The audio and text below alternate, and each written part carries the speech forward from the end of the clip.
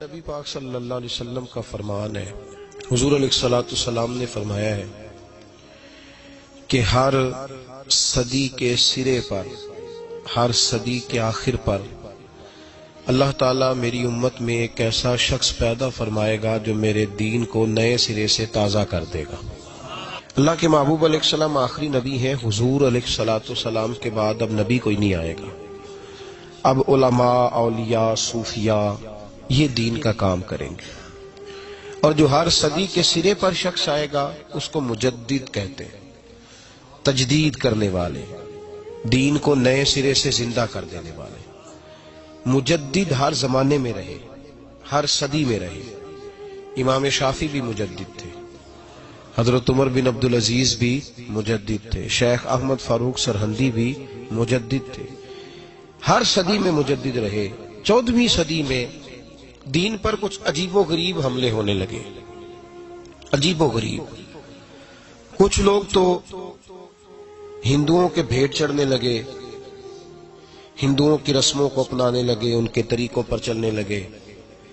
کچھ لیڈر جو تھے وہ ہندو مسلم اتحاد کا نعرہ لگانے لگے، بھائی بھائی کہنے لگے۔ اس کا نقصان یہ ہو رہا تھا کہ مسلمان اپنے عقائد و نظریات کو چھوڑ کر ہندوانہ رسمیں اختیار کرنے لگے تھے۔ ایک شور تو یہ ہوا۔ کچھ لوگ ایسے پیدا ہوئے جن لوگوں نے توحید کی آڑ لے کر نبی پاک صلی اللہ علیہ وسلم کی ذات کے بارے میں عجیب و غریب جملے کہنے شروع کر دیے، عجیب و غریب، اور نظریات غالب آنے لگے۔ کسی نے کہنا شروع کر دیا کہ حضور کا خیال آ جائے تو نماز ٹوٹ جاتی ہے، گدھے بیل کا آ جائے تو نہیں ٹوٹتی۔ کسی نے کہا لاٹھی تو فائدہ دیتی ہے، محمد اور علی تو اتنا فائدہ بھی نہیں دیتے صلی اللہ علیہ وسلم۔ کسی نے یہ کہنا شروع کر دیا یہ قابل توجہ باتیں ہیں، ان پر غور کریں، یہ کوئی معمولی بات تھوڑی ہے کہ اتنا بڑا جملہ کوئی کہہ جائے۔ ایک شخص نے یہاں تک لکھ دیا کہ جیسا علم حضور کو ایسا تو جانوروں، پاگلوں سب کو حاصل ہے۔ اس حد تک لوگ چلے گئے، اس حد تک۔ اور میں بڑی معذرت کے ساتھ، میری درد مندانہ اپیل ہے، میری گزارش ہے ان لوگوں سے جو بعض اوقات وکالت کرتے ہیں ایسے جملوں کی، نہیں یہ مطلب ہے یا نہیں یہ مطلب ہے، تو بھائی اللہ نے قرآن پاک میں تو کہا یا ایھا الذین آمنوا لا تقولوا رائنا وقولوا انظرنا، کہا ہے میرے محبوب کے غلاموں، ایمان والو، جس لفظ کی وجہ سے میرے نبی کی بے ادبی کا شائبہ پیدا ہو سکتا ہے، شک ہو سکتا ہے کہ اس لفظ کی وجہ سے بے ادبی ہو، تم وہ لفظ بولنا ہی چھوڑ دو۔ اتنی تعظیم سکھائی اللہ تعالیٰ نے۔ لوگوں نے اس طرح کے جملے کہنا شروع کر دیے۔ اب بڑا مشکل ہوتا ہے میدان میں نکل کے کسی کو لتاڑنا، اس کو روکنا، بڑا مشکل ہوتا ہے۔ کسی نے کہا حضور کے بعد بھی نبی آ جائے تو ختم نبوت میں فرق نہیں پڑتا۔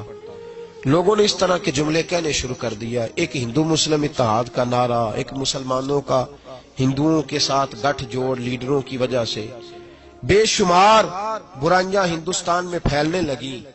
حالات بڑے دگرگوں تھے، لوگ پریشان تھے۔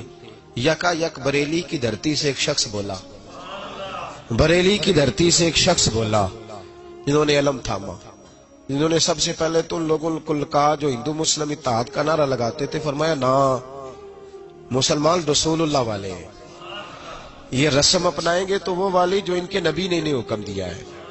ہر اس رسم سے منع کر دیا، یہاں تک کہ فاضل بریلوی علیہ رحمہ کا یہ فتویٰ موجود ہے ان کی کتابوں میں۔ کسی نے کہا حضور ہم ہندوؤں کے طریقے پہ نہیں چلتے، ہم ان کی کوئی شے نہیں اپنائیں گے، صرف یہ بتا دیں کہ ان کی مجلس میں، محفل میں، ان کے میلے میں جانا جائز ہے۔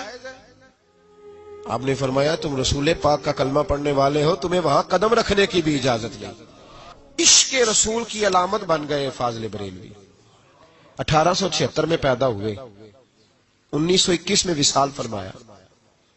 4 سال کی عمر تھی جب استاد کے پاس لے گئے، استاد کے پاس،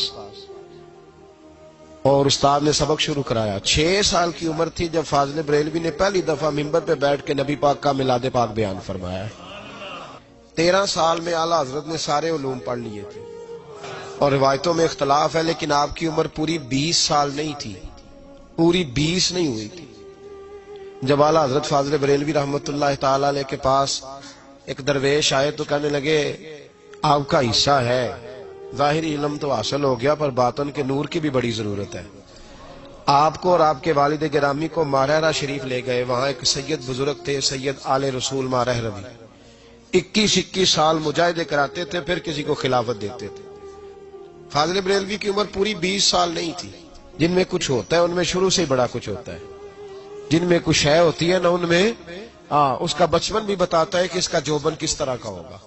اس کی جوانی کا نور بتاتا ہے کہ اگر سیاہ بالوں میں اس کا چہرہ اتنا چمکتا ہے تو سفید ہوں گے تو کتنا نور برسے گا. جوبن بتاتے ہیں, جوبن کیفیات بتاتی ہے. تو اعلیٰ حضرت ابھی پورے 20 سال کے نہیں ہوئے تھے, پیر صاحب کی خدمت میں حاضر ہوئے. پیر صاحب نے مرید کیا, کہ حضور غلامی میں قبول کر لے. جس وقت مرید کیا نا, ساتھ ہی خلافت دے دی پہلے دن. چلو خلافت 20 سال سے کم عمر جس آدمی کو آپ اندازہ کریں, پورے بال نہیں آتے, خلافت دے دی. تو جو دائیں بائیں لوگ رہتے تھے کہنے لگے حضور ہمیں 13 سال ہو گئے, 22 سال ہو گئے, ہمارا بھی کچھ سوچے. ان کو آتے ہی آپ کا تو یہ طریقہ ہی نہیں. یہاں تو لوگ بڑی مشقت کے بعد. تو سید آل رسول مارہ ربی سید زادے تھے, رو پڑے, فرمانے لگے لوگ کالے دل لے کے آتے ہیں, عمر گزر جاتی ہے انہیں سفید کرتے, انہیں چمکاتے عمر گزر جاتی ہے, یہ دل ہی بڑا سفید لے کے آیا ہے. میں نے تو ایک نسبت دی ہے, ایک گرہ لگائی ہے, بس تھوڑی سی نا اس کو نسبت کی ضرورت تھی, وہ نسبت دی ہے. اور فرمایا میں تو خود بڑا پریشان تھا کہ رب قیامت میں پوچھے گا عمل بتا تو کیا دکھاؤں گا. اب میں مطمئن ہو گیا ہوں. اگر اللہ نے مجھ سے پوچھا نا, رب کریم نے, کہ آل رسول کیا لے کے آئے ہو, تو میں احمد رضا کا ہاتھ پکڑ کے کہوں گا یا اللہ یہ میری کمائی ہے.